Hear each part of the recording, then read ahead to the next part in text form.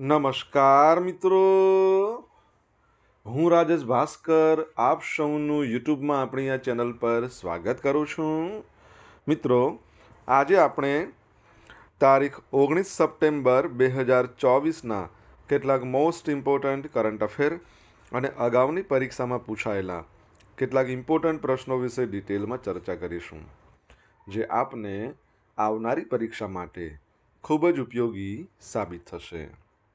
તો મિત્રો, આપ આ ચર્ચા સાથે જોડાઈ રહેજો અને વિડીયોને પહેલેથી લઈને છેલ્લે સુધી પૂરેપૂરો જોવાનો આગ્રહ રાખજો. તો ચલો મિત્રો, શરૂ કરીએ. શરૂઆત કરતાં પહેલાં જણાવી દઉં કે જો તમારે આપણી આ યુટ્યુબ ચેનલને સબસ્ક્રાઈબ કરવાનું હજી પણ બાકી હોય તો ચેનલને સબસ્ક્રાઈબ કરી લેજો, નોટિફિકેશન બેલ આઇકોનને પ્રેસ કરીને. અને જો તમને વિડીયો પસંદ આવે તો વિડીયોને લાઈક કરજો અને તમારા જેટલા પણ મિત્રો છે ને એ બધા મિત્રો જોડે આ વિડીયોની લિંકને શેર કરજો. તો શરૂઆત કરીએ. સૌપ્રથમ જોઈશું અગાઉની પરીક્ષામાં પૂછાયેલા બંધારણના પ્રશ્નો, જેના જવાબો તમારે મને કમેન્ટમાં લખીને જણાવવાના છે. અને વિડીયોના લાસ્ટમાં જ્યારે હું તમને આ દરેક પ્રશ્નના જવાબ જણાવું ત્યારે તમારે ચેક કરવાનું છે કે તમે આપેલા પ્રશ્નના જવાબમાંથી કેટલા પ્રશ્નોના જવાબ સાચા છે, અને જેટલા પણ પ્રશ્નોના જવાબ સાચા હોય એનો આંકડો તમારે કમેન્ટમાં લખવાનો છે કે 10માંથી આટલા સાચા છે. ડેઇલી જીકે ટેસ્ટમાં આપણે રોજ 10 પ્રશ્નો પૂછીએ છીએ, જેમાંથી 5 પ્રશ્નો ભારતના બંધારણના હોય છે. બાકીના જે 5 પ્રશ્નો છે એ ભારતના ઇતિહાસના હોય છે. તો તમે તમારા આન્સર આપવાની છે કમેન્ટ બોક્સમાં, અને હું આજના કરંટ અફેરનો પ્રથમ પ્રશ્ન છે જેની શરૂઆત કરું છું. આજનો પ્રથમ પ્રશ્ન, તાજેતરમાં કયા સ્થળે પશ્ચિમના રાજ્યો અને કેન્દ્ર શાસિત પ્રદેશોની ત્રીજી પ્રાદેશિક બેઠકનું આયોજન કરવામાં આવ્યું? તો મિત્રો, રાજકોટમાં આનું આયોજન કરવામાં આવ્યું હતું. કઈ જગ્યાએ? રાજકોટમાં. તો કેન્દ્રીય શ્રમ અને રોજગાર મંત્રી, આ ઉપરાંત યુવા બાબતોના જે મંત્રી છે ડૉક્ટર મનસુખ માંડવિયા, એમણે રાજકોટમાં પશ્ચિમના રાજ્યો અને કેન્દ્ર શાસિત પ્રદેશોની ત્રીજી પ્રાદેશિક બેઠકની અધ્યક્ષતા કરી હતી. આ બેઠકનું આયોજન ભારત સરકાર અને રાજ્યો અને કેન્દ્ર શાસિત પ્રદેશો દ્વારા હાથ ધરવામાં આવેલી જે મુખ્ય પહેલો છે એ પહેલો પર સહયોગને મજબૂત કરવા પર ચર્ચા કરવા માટે કરાયું હતું, જેમાં શ્રમ સુધારાઓ, અસંગઠિત કામદારો, મકાન અને અન્ય નિર્માણ કામદારો, એના પર ધ્યાન કેન્દ્રિત કરવામાં આવ્યું હતું. અને આ ઉપરાંત જે રોજગારીની તકો છે એ વધારા ઉપર પણ ધ્યાન કેન્દ્રિત કરવામાં આવ્યું હતું. શ્રી મનસુખ માંડવિયાએ જણાવ્યું કે આગામી 5 વર્ષમાં 2 લાખ કરોડ ઇન્વેસ્ટ કરીને 4 કરોડ રોજગારીનું નિર્માણ કરવામાં આવશે, જેમાં દેશના 1 કરોડ યુવાનોને દેશની 500 જે પ્રીમિયમ કંપનીઓ છે એમાં 1 વર્ષ માટે ઇન્ટર્નશીપ છે એ આપવામાં આવશે. પશ્ચિમના રાજ્યો અને કેન્દ્ર શાસિત પ્રદેશો જેવા કે મહારાષ્ટ્ર, ગોવા, ગુજરાત, દમણ અને દીવ તથા દાદરા અને નગર હવેલી તથા લક્ષદ્વીપની ત્રીજી પ્રાદેશિક બેઠકની અધ્યક્ષતા કરી. બરાબર છે. બેંગલુરુની અંદર કર્ણાટક, તમિલનાડુ, તેલંગાણા, કેરળ, પુડુચેરી, અંદમાન નિકોબાર દ્વીપ સમૂહોના દક્ષિણી જે રાજ્યો છે અથવા તો કેન્દ્ર શાસિત પ્રદેશો છે, તો એમના સાથે પ્રથમ પ્રાદેશિક બેઠકનું આયોજન સાથે થઈ હતી. આ ઉપરાંત ચંદીગઢની અંદર પંજાબ, ચંદીગઢ, હિમાચલ, લદ્દાખ, રાજસ્થાન આવા ઉત્તરીય રાજ્યો અને કેન્દ્ર શાસિત પ્રદેશો સાથે બીજી પ્રાદેશિક બેઠક યોજાઈ હતી. રાજકોટની વાત કરીએ તો સૌરાષ્ટ્રની આન બાન અને શાન રાજકોટ છે. જ્યારે સૌરાષ્ટ્ર રાજ્ય અસ્તિત્વ ધરાવતું હતું ત્યારે રાજકોટ તેનું કેપિટલ હતું. ઢીંગલી મ્યુઝિયમ, વોટસન મ્યુઝિયમ, કબા ગાંધીનો ડેલો, સર આલ્ફ્રેડ હાઈસ્કૂલ, લાલપરી તળાવ, આજી નદી, આ ઉપરાંત તમને ખબર છે કે ડીઝલ એન્જિનનું હબ કહેવાય છે રાજકોટ. ગુજરાતની જે પ્રથમ એમ્સ હોસ્પિટલ છે એ પણ રાજકોટમાં બનાવવામાં આવી. ગુજરાતનું પ્રથમ ગ્રીનફિલ્ડ એરપોર્ટ પણ રાજકોટમાં, પરંતુ રાજકોટમાં કઈ જગ્યાએ તમારે કહેવાનું. અને આ વર્ષે આપણો ગુજરાતનો સ્થાપના દિવસ હતો ને 1 મે, ત્યારે અટલ સરોવરનું પણ નિર્માણ કરવામાં આવ્યું છે. ગુજરાતમાં પ્રથમ વખત એવું થયું કે સોલર ટ્રાફિક સિગ્નલ એ પણ રાજકોટમાં લગાવવામાં આવ્યું હતું. અને આપણા ભારતના પ્રથમ સીડીએસ હતા જનરલ બિપિન રાવત, એમના નામનો એક અંડરબ્રિજ છે એ પણ રાજકોટમાં લક્ષ્મીનગર વિસ્તારમાં. આના સિવાય તમને શું ખબર છે રાજકોટ વિશે? તમને જે ખબર હોય તમે કમેન્ટ બોક્સમાં લખીને જણાવી શકો છો. ગુજરાતના પ્રથમ અન્નપૂર્તિ અનાજના એટીએમ મશીનનું લોકાર્પણ ક્યાં કરવામાં આવ્યું? તો જવાબ આવશે ભાવનગરમાં. કઈ જગ્યાએ? ભાવનગરમાં કરવામાં આવ્યું છે. તો રાષ્ટ્રીય અન્ન સલામત કાયદા હેઠળ જે પોષણ સુરક્ષા વધારવાના ઉદ્દેશ માટે ભારત સરકાર દ્વારા સ્માર્ટ એફપીએસ પાયલટ પ્રોજેક્ટ અંતર્ગત ગુજરાતનું પ્રથમ અન્નપૂર્ણી મશીન એ ભાવનગર મ્યુનિસિપલ કોર્પોરેશન હસ્તકના જે કરચલિયા પરા છે ત્યાં કેન્દ્રીય મંત્રી છે નિમુબોન બામણિયા અને રાજ્ય કક્ષાના મંત્રી ભીખુસિંહ પરમાર એમના હસ્તે લોકાર્પણ થયું છે. ભારત સરકારની United Nations World Food Programme સાથેની ભાગીદારીથી ભાવનગર ખાતે રાજ્યનું પ્રથમ અન્નપૂર્તિ અનાજનું એટીએમ છે. એ પોષણ સુરક્ષા પૂરી પાડવા માટે એક મહત્વપૂર્ણ પહેલ છે. આવનારી પરીક્ષા માટે આ એક બહુ જ અગત્યનો પ્રશ્ન છે. આ અનાજ એટીએમ દ્વારા NFSA કાયદા હેઠળ સમાવિષ્ટ તમામ જે લાભાર્થીઓ તથા one nation one ration card એ અંતર્ગત લાભ મેળવનારા લાભાર્થીઓને પણ મળવાપાત્ર ઘઉં અને ચોખાનો જથ્થો તેમના આધાર આધારિત બાયોમેટ્રિક્સ પદ્ધતિ દ્વારા મેળવી શકે છે. આ અનાજ એટીએમની સંગ્રહ ક્ષમતા 2000 કિલોગ્રામ છે, જેથી લાભાર્થી ગમે તે સમયે તેઓને મળવાપાત્ર અનાજ મેળવી શકે છે. તમારા માટે પ્રશ્ન કે પ્રથમ આ પ્રકારનું અનાજ એટીએમ કયા રાજ્યમાં કયા સ્થળે બનાવવામાં આવ્યું હતું? તમને ખબર હોય તો તમે કમેન્ટ બોક્સમાં લખીને જણાવી શકો છો. ભાવનગરની વાત કરીએ તો મિત્રો તમને ખબર છે પહેલાં ગોહિલવાડ કહેવાતું હતું. ભારતમાં નહીં પરંતુ સમગ્ર વિશ્વમાં પ્રથમ CNG ટર્મિનલ ભાવનગરમાં. ગાય ગાંડા અને ગાંઠિયા માટે વખણાય છે ભાવનગર. બરાબર છે. ભાવનગરની અંદર તમને ખબર હોય તો નીલમબાગ પેલેસ આવેલો છે. ભાવનગરમાં અલંગ જે છે જહાજ ભાંગવાનો વાડો એશિયાનો સૌથી મોટામાં મોટો છે. આ ઉપરાંત હાથબ કાચબા ઉછેર કેન્દ્ર આવેલું છે. Central salt and marine research institute પણ આવેલું છે. ગાંધીજી જે ભણ્યા હતા એ જે કોલેજ એ પણ ભાવનગરમાં આવેલી છે. તો આ યાદ રાખજો ભાવનગર વિશે. મિત્રો 17નો જાદુ, 4નો જાદુ, નીતિ આયોગ, RBI આ બધા શોર્ટ્સ છે. તમારે જોવાના બાકી હોય તો જોઈ લો. તમને પસંદ આવે તો લાઈક કરો, તમારા મિત્રો જોડે એને શેર કરો. ચેનલ સબસ્ક્રાઇબ કરવાની બાકી હોય તો સબસ્ક્રાઇબ કરો, નોટિફિકેશન બેલ આઇકોનને પ્રેસ કરીને. ગ્લોબલ સાયબર સિક્યુરિટી ઇન્ડેક્સ 2024માં ભારત છે એ ટાયર 1 દેશોમાં સ્થાન પામ્યું છે. હવે તે ઇન્ટરનેશનલ ટેલિકમ્યુનિકેશન યુનિયન દ્વારા જાહેર કરવામાં આવ્યું છે. GCI 2024 એ આ વખતે 5 સ્તરીય વિશ્લેષણનો ઉપયોગ કર્યો છે, જેમાં અલગ અલગ દેશો દ્વારા સાયબર સિક્યુરિટીમાં થયેલી પ્રગતિને ટ્રેક કરવામાં આવે છે. આ રિપોર્ટમાં 46 દેશોને ટાયર 1માં મૂકવામાં આવ્યા છે. આ દેશોને રોલ મોડલિંગ દેશો તરીકે નામ આપવામાં આવ્યું છે, જેમણે સાયબર સુરક્ષાના તમામ મુખ્ય પાસાઓમાં મજબૂત પ્રતિબદ્ધતા દર્શાવી છે. ગ્લોબલ સાયબર સિક્યુરિટી ઇન્ડેક્સ 2024માં સમાવિષ્ટ દેશોને કાયદાકીય, ટેકનિકલ, ક્ષમતા વિસ્તરણ, કોર્પોરેટ ફ્રેમવર્ક જેવા સાયબર સુરક્ષાના આવશ્યક ક્ષેત્રોમાં ખૂબ સારું કામ કર્યું છે. આનાથી અકસ્માતોનો સામનો કરવાની ક્ષમતામાં વધારો થયો છે. વિશ્વના 177 દેશોમાં વ્યક્તિગત ડેટાની સુરક્ષા, ડેટા ચોરી વગેરેને લઈને કોઈને કોઈ નિયમ બનાવવામાં આવ્યા છે અથવા તો તેને બનાવવાની પ્રક્રિયા શરૂ થઈ ગઈ છે. તમને ખબર છે આપણે ભણ્યા હતા, શું ભણ્યા હતા કે સાયબર ફ્રોડની વાત કરીએ તો સાયબર ફ્રોડની અંદર ગુજરાત 3જા નંબર પર છે. પહેલા નંબર પર ભારતની અંદર ઉત્તર પ્રદેશ, બીજા નંબર પર મહારાષ્ટ્ર છે. રિસન્ટલી આપણે ભણ્યા કે ગુજરાત પોલીસ છે એમને જે સાયબર ક્રાઇમ માટેનો જે નંબર છે, ટોલ ફ્રી નંબર, એનો ઉત્કૃષ્ટ કામગીરી બદલ એમને એવોર્ડથી નવાજવામાં આવ્યા છે. તમારે નંબર કહેવાનો છે કયો નંબર છે.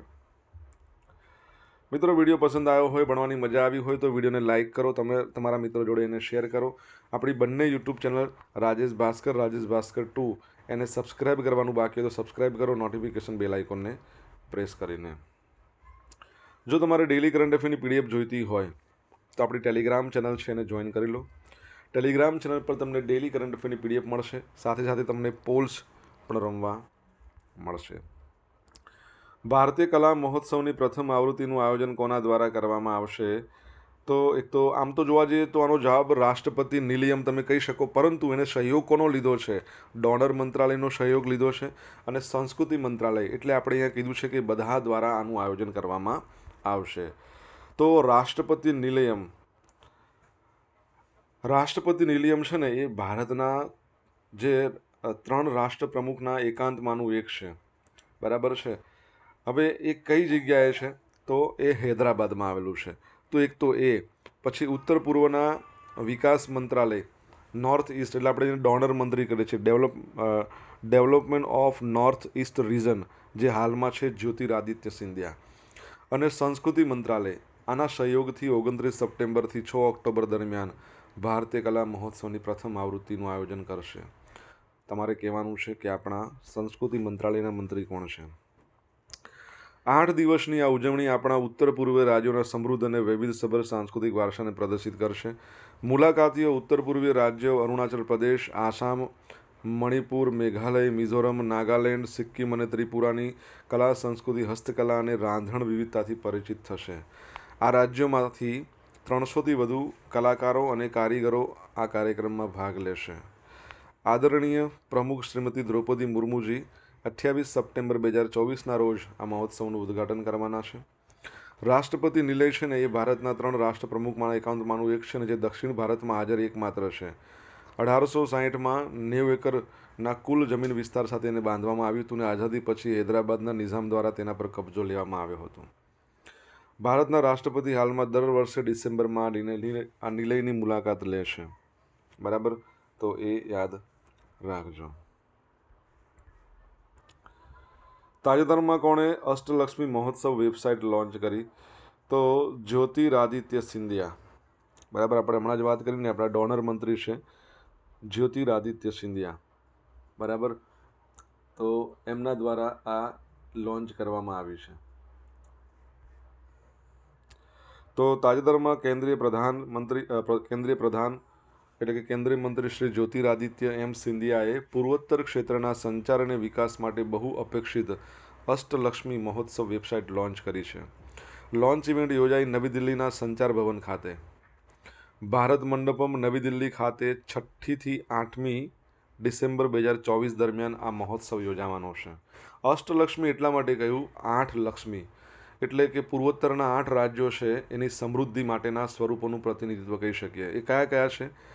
તો અરુણાચલ પ્રદેશ, આસામ, મણિપુર, મેઘાલય, મિઝોરમ, નાગાલેન્ડ, સિક્કિમ અને ત્રિપુરા.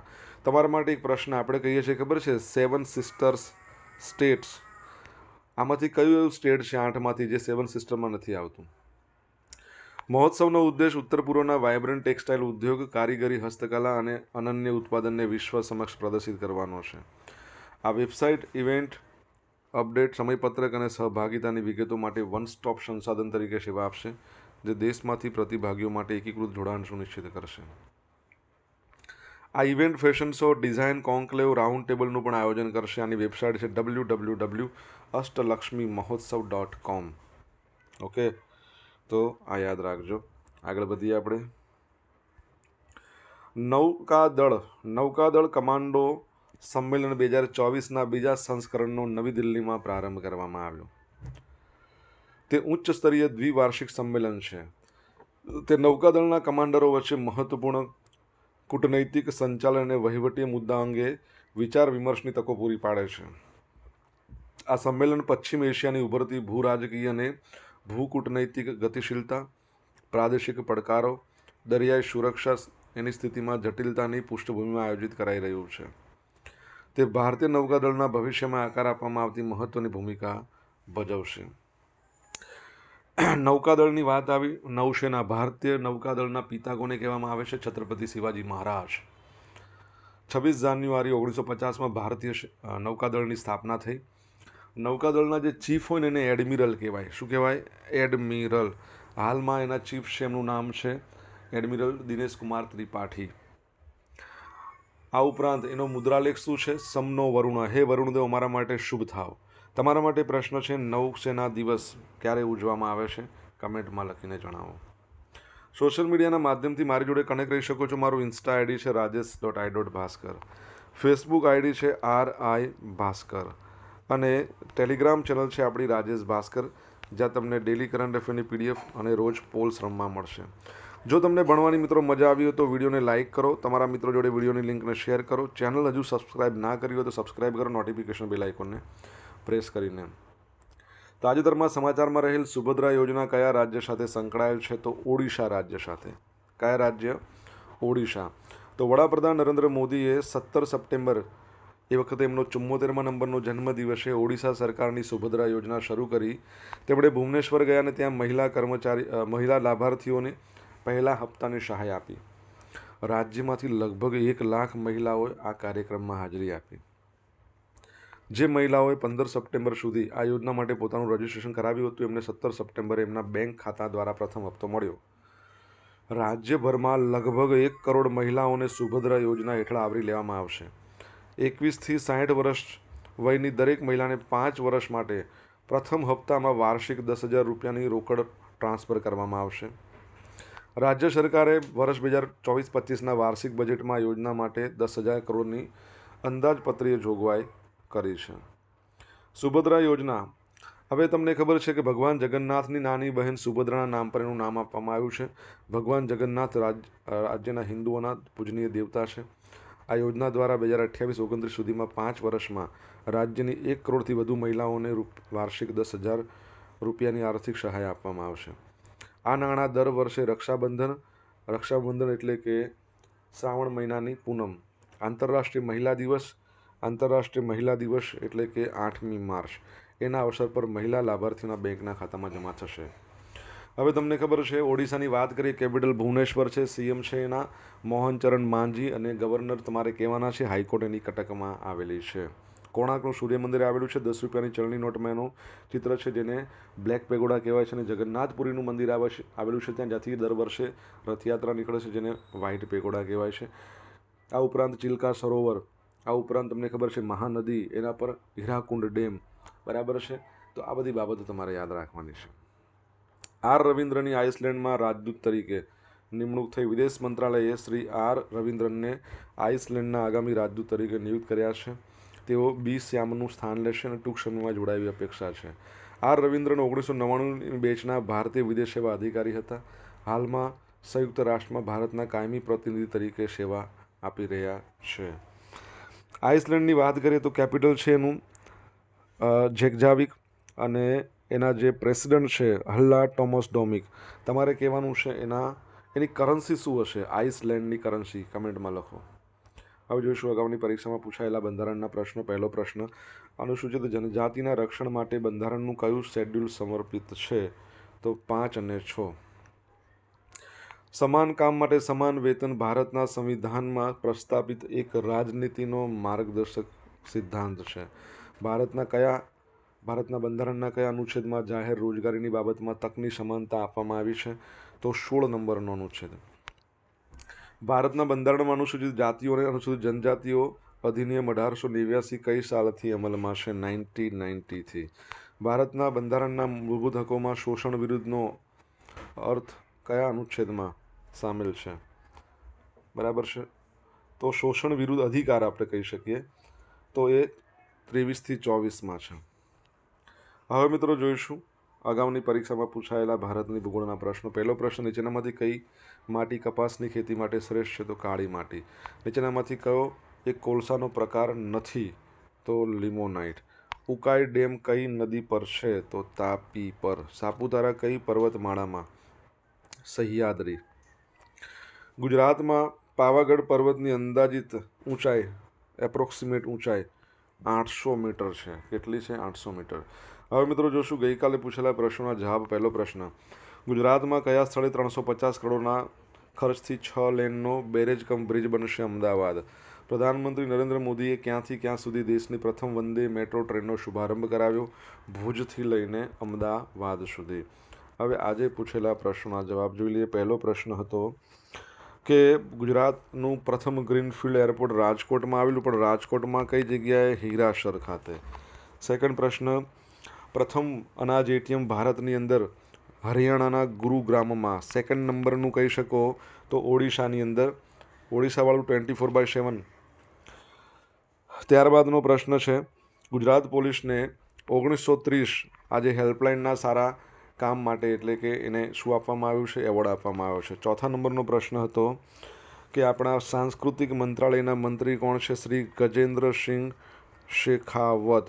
પાંચમા નંબરનો પ્રશ્ન હતો કે 7 સિસ્ટરમાં મેં તમને હમણાં કહ્યું હતું સિક્કિમ છે ને એ 7 સિસ્ટરમાં આવતું નથી. છઠ્ઠા નંબરનો પ્રશ્ન, નૌસેના દિવસ 4 ડિસેમ્બર. સાતમા નંબરનો પ્રશ્ન, ઓડિશાના ગવર્નર રઘુબર દાસ.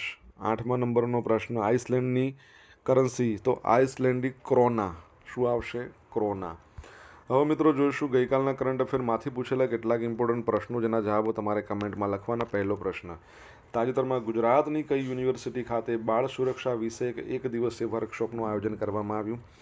સેકન્ડ પ્રશ્ન: તાજેતરમાં 17 સપ્ટેમ્બર 2024ના રોજ 8મા ઇન્ડિયન વોટર વીકનું ઉદ્ઘાટન કોણે કર્યું છે? જવાબ આવડે તો કમેન્ટ બોક્સમાં લખીને જણાવવા વિનંતી. તો મિત્રો આ હતા આજના દિવસના કેટલાક મોસ્ટ ઇમ્પોર્ટન્ટ કરંટ અફેર. સાથે આપણે જોયું અગાઉની પરીક્ષામાં પૂછાયેલા ઇમ્પોર્ટન્ટ પ્રશ્નોના જવાબોની સાથે. આશા રાખું બધાને ભણવાની મજા આવી હશે. મજા આવી હોય તો વિડીયોને લાઇક કરો, તમારા મિત્રો જોડે એને શેર કરો. આપણી બંને યુટ્યુબ ચેનલ રાજેશ ભાસ્કર 2ને સબસ્ક્રાઈબ કરો, નોટિફિકેશન બેલ આઇકોનને પ્રેસ કરીને. તો મિત્રો thank you so much for watching this video. Have a nice day. Jai Hind, જય ભારત.